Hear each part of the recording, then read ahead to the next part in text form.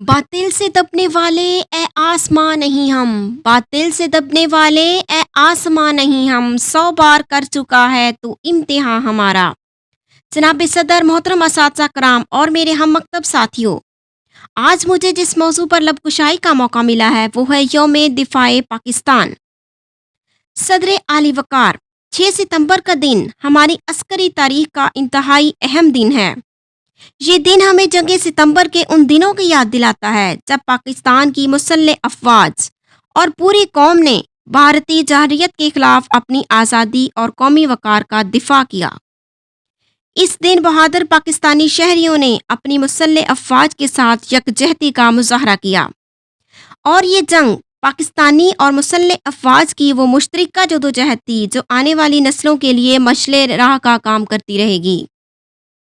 میں جھکا نہیں، میں بکا نہیں، میں جھکا نہیں، میں بکا نہیں، کہیں چھپ چھپا کے کھڑا نہیں، جو ڈٹے ہوئے ہیں محاذ پر مجھے ان صفوں میں تلاش۔ سامعین گرامی، 6 ستمبر کی یاد مناتے ہوئے جب ہمارا ذہن اس تاریخی معرکہ کی ورق گردانی کرنے لگتا ہے تو ہم دیکھتے ہیں کہ کس طرح ہمارے بزدل، مکار اور عیار دشمن نے اپنی روایتی بزدلی کا مظاہرہ کرتے ہوئے رات کی تاریکی میں ہمارے وطن عزیز کی مقدس اور پاک سرحدوں کے تقدس کو رونتے ہوئے ہم پر حملہ کر دیا تھا۔